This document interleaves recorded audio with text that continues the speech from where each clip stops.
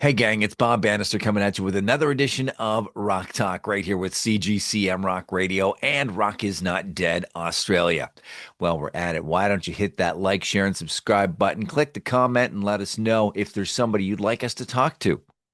Now, this time around on Rock Talk, we're going down a slightly different avenue.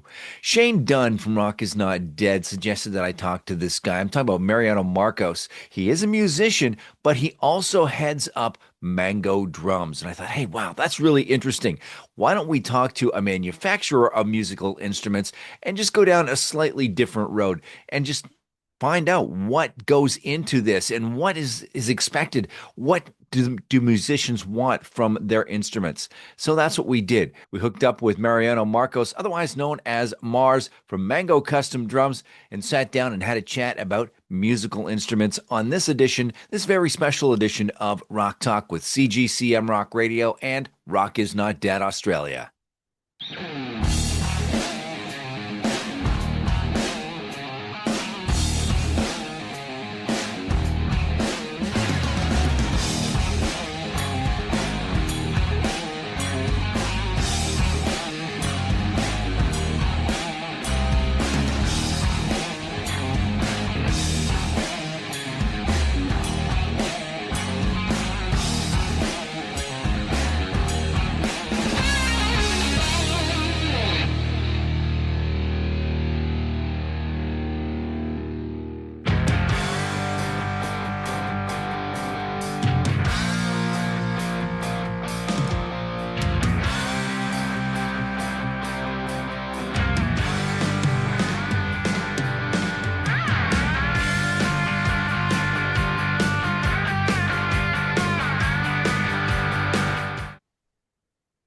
All right. And as promised, here we go. This is our, I shall we say, groundbreaking interview. We're stepping away from interviewing rock stars. This time around, we are joined by a guy by the name of Mars, and he belongs to Mango Custom Drums. How you doing, my friend? Not too bad, not too bad. How are you? Very good, thank you. So tell us, what is Mango Custom Drums? What is this company that I've heard so much about? Okay, in a nutshell, Mango Custom Drums is an idea that I had many years ago. I'm a drummer as well. So every time that I went to purchase a drum kit, I've always wanted to have something added on to something that was on a shelf or taken off and didn't like what I was seeing, but I had no other choice just to buy what's on the shelf. So long story short, I've decided to tap into the idea of starting my own drum company.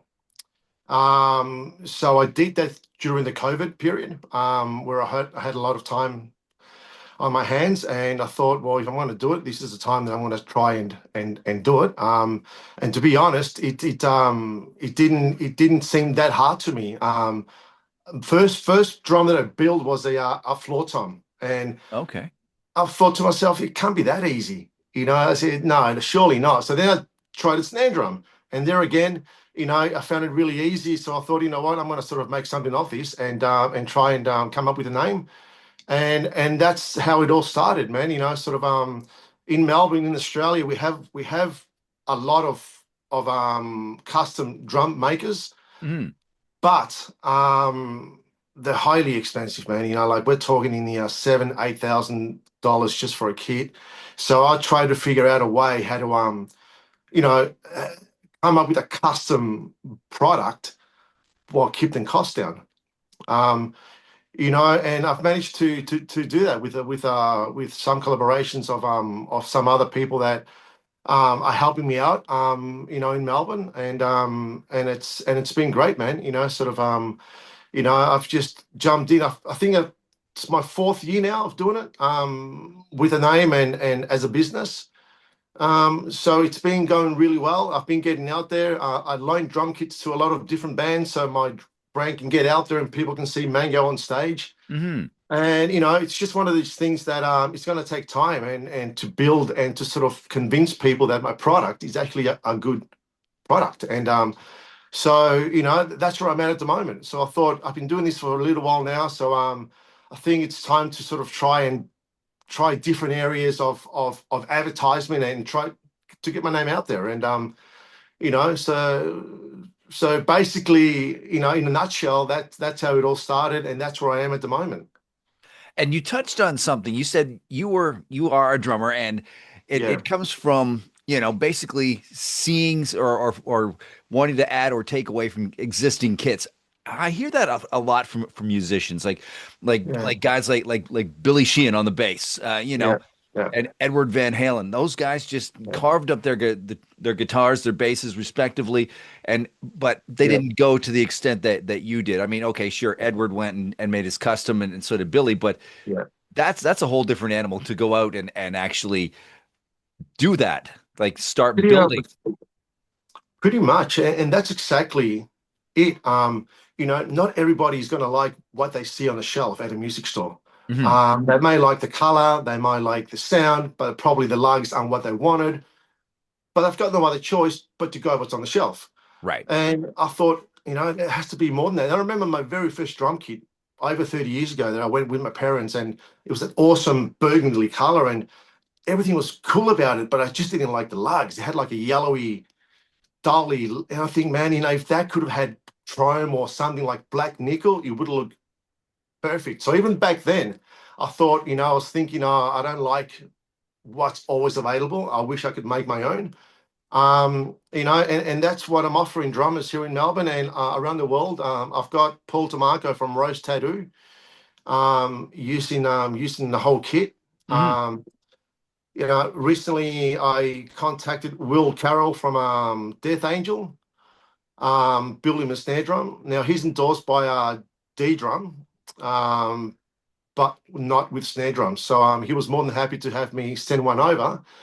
And, I didn't think he was going to actually take it on tour, but Right. he actually did. And he's been Oh. showing me photos and he's been taking it on tour. And, so it goes to show that, sort of, I really stand by what I make and what I build. And I don't want to build something that's cheap and it's going to fall apart halfway through a show, but that's a part. It's convincing people that what you're making, it's actually a good product. Because, for example, if you get a drummer that goes into a music store, they'll see a pearl or they'll see a mango.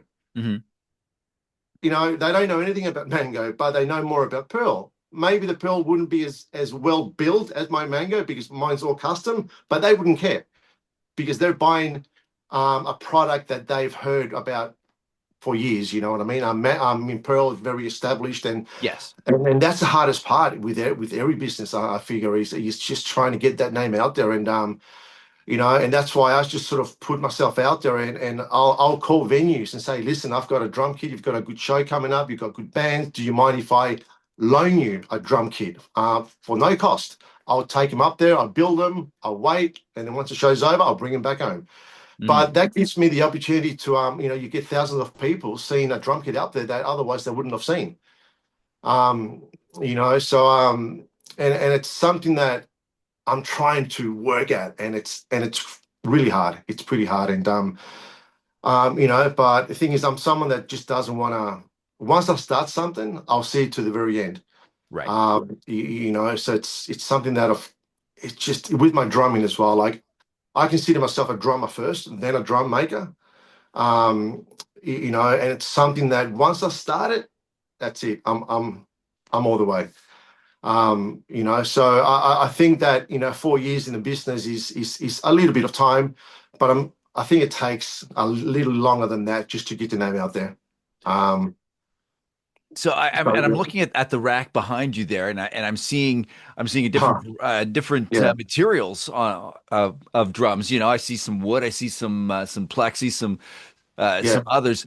So yeah. what is your I guess you could say what is your speciality then in all of those? Like is it wood that is your mainstay or It's obviously I love working with maple. right? Maple is probably like the P base out of snare drums and Hmm. drums. It's a very safe timber to go to because you can use it for live. It sounds great in studio, and it's an all rounder. Where then you've got the birch, where it's a bit softer timber, great live as well, but it's very warm sounding, so you're not going to get that projection. If you're a heavy metal drummer, you're not really going to get that power out of it. But in saying that, when it comes to snare drums, I build whatever the customer wants me to build. From brass to aluminium, from oak to cherry wood, like I said, maple. So then that's the beauty about custom is that I've got a lot of stock in my factory, and people say, "Why don't you build it?" I said, "Because then I'll be building what I see. I want it to be a custom. So if you come to me and say, I want a 14 by 6.5 maple snare drum, all right, cool. I've got a shell here. You tell me what you want, and we'll make that happen." And then that's the whole custom experience. Um, and again, with that rack that you see behind me, it's not all my snare drums. I'm still a snare collector. Right. Okay.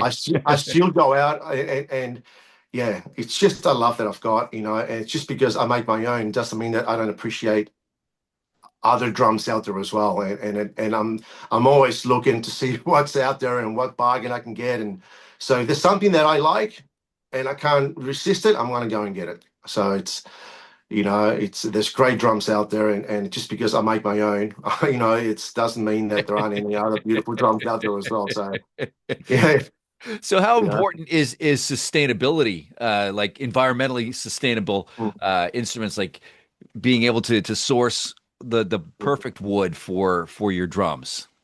Okay, so when I at the start of the conversation, when I said to you that I was looking for a way to provide a custom build product, drums, while keeping the cost down. Now, I've managed to do that by importing the shells from a place in the US and Japan called Kala. Hmm. Now, Kala shells were used by DW for the first 25 years before they started making their own. Hmm. And then there's another company here in Melbourne called Summit Drum Shells. And that's the way that I'm able to keep the costs down. Because now, if I was to make my own shells, it is so time consuming. And that's when a drum kit that so potentially can be worth 4,000 goes up to $8,000. Um, so I thought, you know what, I'm gonna sort of buy good quality. I'm gonna sort of import from good companies. And that's the way that I can provide drummers. I mean, we're all musicians, yeah. We struggle and we don't make a lot of money when we go out there and play, and I get that because I was that person myself.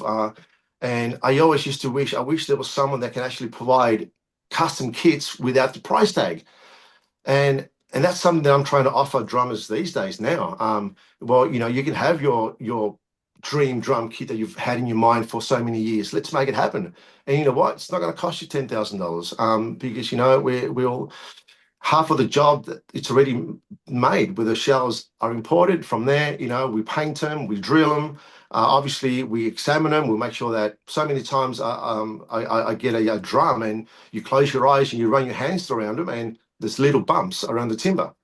Now, if that happens, off to the side. You don't just say, "Oh, whatever," and Hmm. customer won't realize or won't know, because that's how you start getting a bad name. And so yeah, so it's actually it's actually there's so many ways that you can take it, so many ways that you can do things, and I've just come up with a way that I felt comfortable for me, and I've run with it. I've run with it, and so far so good. I've had drummers like Paul DeMarco from Rose Tattoo taking that kit all around the world, and it's sustained, and it hasn't broken down. And it sounds fantastic. And now Will Carroll as well, and I've got some other great drummers here in Melbourne too that I've been using, and yeah, I haven't had any complaints. So that's my main. I love to hear that when I love when my snare drums look amazing or my drum kits look flashy and sparkly, but it has to sound good and it has to sustain the punishment the drummer gives it. Right. Um, so there's a lot involved. There's a lot that I look at, and many times I build something myself and I take it on the road. I'm a hard hitter. I'm a big guy, so I'm a hard hitter, and I bash the crap out of them, and beautiful. They hold up. So it's yeah. I'm really excited. I'm really excited because I've got this vision in my head of what I can be, um, but it takes time. It takes time, and I've got the passion. I've got the dedication. All I need now is to convince the masses that, Mango is here. Come on. Absolutely, absolutely. And we're But gonna do it, and we're gonna do our little part here at CGCM Rock Radio and Rock is Not Dead sure. Australia to get the word out there and let people know that mango drums are the real deal. Yeah, So yeah, man. do you have like an art department in your company as well? Like say I was making I wanted a drum kit, but I wanted my maple leaf Yeah. on the drums. Could you do that? I do all that. Yeah, yeah, I do all that. And that's something that I sort of learned before I started going in it all the way. I thought to myself, okay, well, I can build basic kits, I can build basic drums and snare drums. What if someone wants a logo and or something on this drum that I have to do myself? So, Mhm. you get out there, and if you put your mind to it, anything's possible. Everything's difficult at the start because you don't know much about it.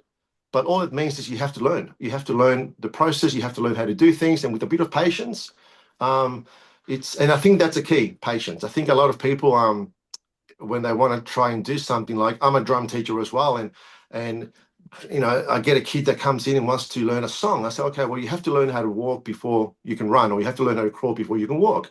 And I don't get that because they've got no patience. And it's sort of, I think that's in every aspect, in everything that you do in life, where if you have the patience and you have the belief that you can do something, I really do think that you can do it. And like 5 years ago, if you would have told me that, I would have been making my own drum kits and putting my artwork on them and making them look really cool, and I would have said, nah, no, no way. But back then I wasn't thinking like that.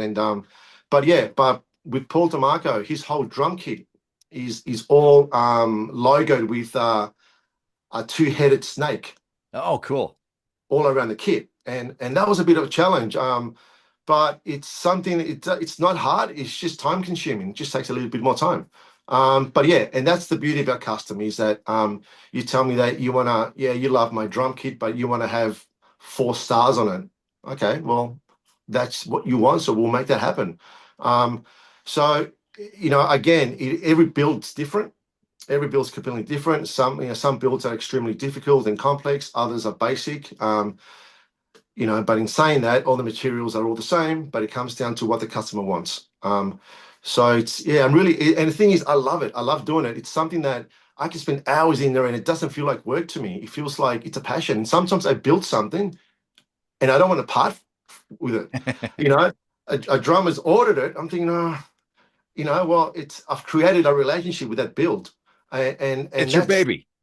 that's my passion, and it's not something that you get machines drilling the holes and it's a process and bang, bang, bang, out it goes. No, it's something that I sort of, see from the very start, from a raw piece of shell to a final product, and you do get attached to it. Well, I do anyway. And as I walk in at the door, I'm like, well, make sure you look after it. See little things like that. you know.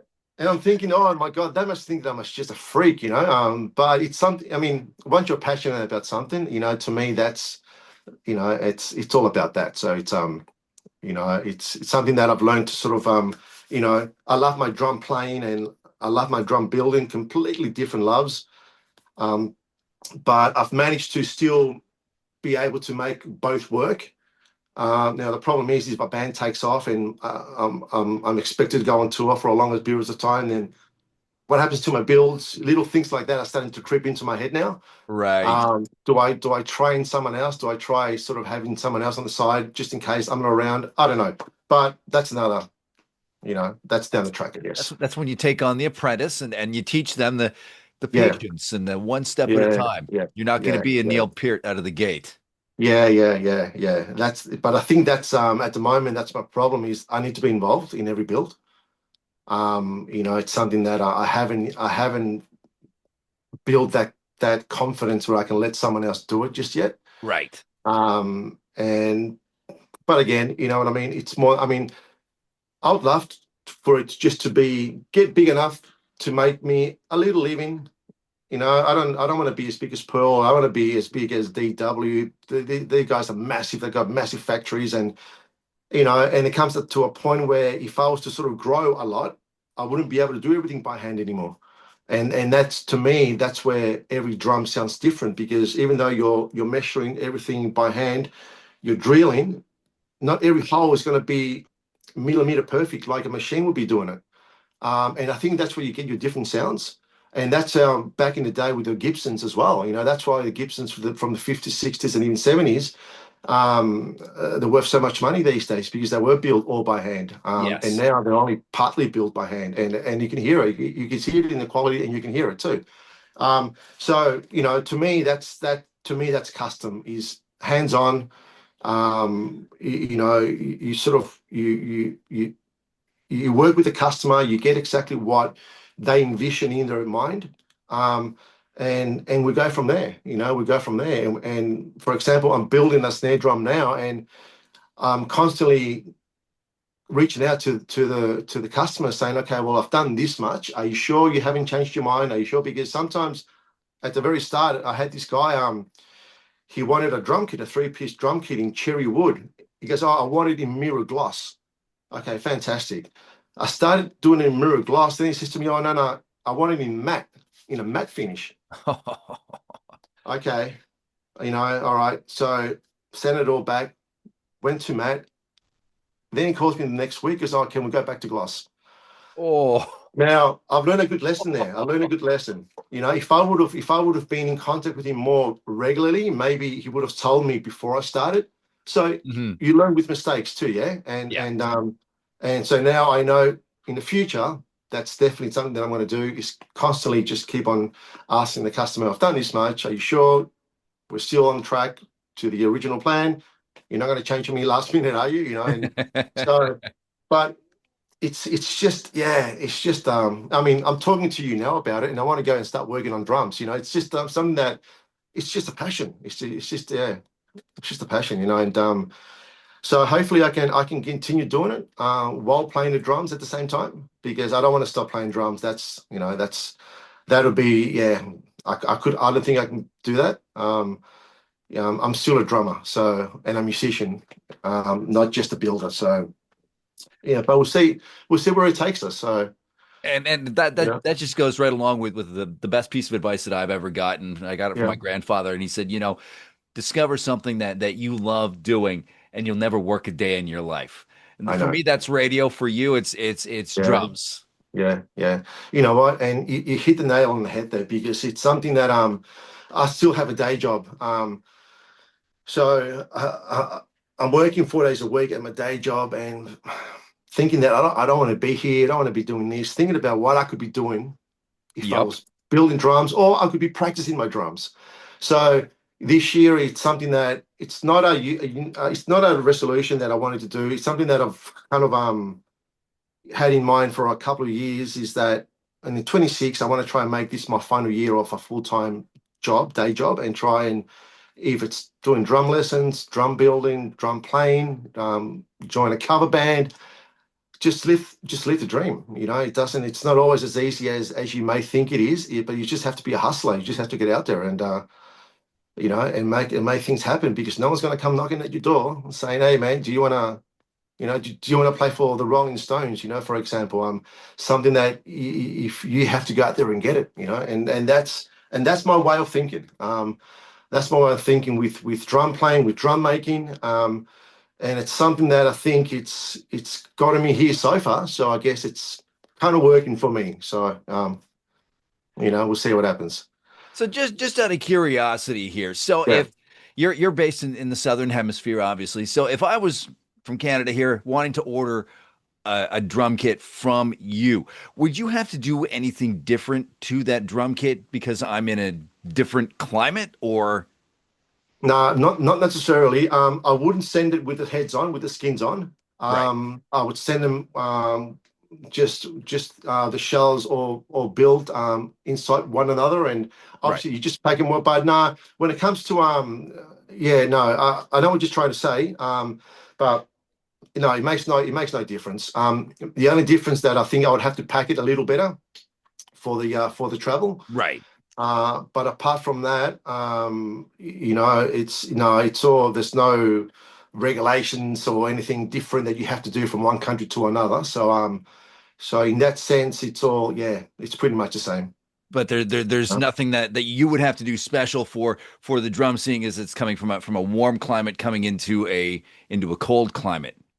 Yeah, well, again, if I was to send a whole kit in different boxes with the heads on, you're creating tension there. So Right. if you're Okay, I taking it gotcha. from now it's summer here in Australia, and if you're taking it from a very hot climate and into a cold climate and everything's tight, then yeah, you do run the risk of the wood trying to move, trying to shrink or trying to, enhance, and maybe, yeah, you can crack. You can find like little fractures in the wood, Mhm. but you send everything, unassembled, and you're right, you're good to go. Excellent. So yeah, yeah. So again, yeah, I've sent kits to Germany.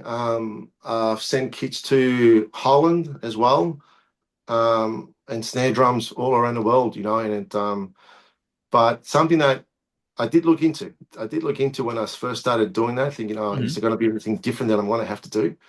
But lucky for me, there wasn't much besides just not having the heads on. So yeah, Well, so that's about that's it. interesting. It's Yeah, something I've always wondered, because I know that sometimes with stringed instruments like guitars and basses yeah. and stuff like that, they with so much wood it can warp and yeah, but yeah, Well, yeah, well, that's what guitarists as well. Every time we go on tour, they loosen all the strings, yeah, because you have your strings tight, you run the risk of maybe bending the neck, or so. Yeah, I guess that in the same theory, kind of, yeah, having the heads on will be the same thing, yeah, as a that makes guitar. total But sense. yeah, yeah, yeah. But apart from that, no, it's yeah, pretty much all the same. Right So on. Right on. Well, this it's has not too been bad, very, man. very informative and very, very fun. So before we wrap this up, though, let's do something. And if So, you've seen any of my other interviews, I do a little thing called this or that. yeah. Absolutely nothing to do with the main portion of the interview, just a little bit of fun. Yeah, go for it. All right. Yeah. So, book or movie? Movie. Onion rings or French fries? French fries. Chocolate or vanilla? Chocolate. Beer or wine? Definitely beer. Country living or city life? City life. And finally, the big one, pineapple on pizza, yes or no? Yes, definitely. There we Yeah, go. yeah, Awesome, definitely. awesome. Mars from Right. Mango Custom Drums, thank you very much for Right. joining us. Take 30 Thank you. seconds and give yourself a big self promotion there, my friend. But yeah, listen, Mango Custom Drums, it's an Australian build company. We build obviously custom drums to your specs. Um, I've got a Facebook page, Mango Custom Drums Official, and Instagram. That if you want to get in contact with me, that's where you go, and we can get the ball rolling from there. But check it out. I've got pictures, I've got interviews, I've got everything that I've done in the last 4 years, so you can actually see exactly what I'm doing. So, Very, very yeah, cool. And again, cool. thank you, Mars. It's been absolutely a pleasure to have you on this edition of Rock Talk, my friend. Thanks, Bob. Thanks for your time, man. You're Very quite appreciated. welcome. And I want to thank you for joining us on this edition of Rock Talk. We'll catch you again next time with CGCM Rock Radio.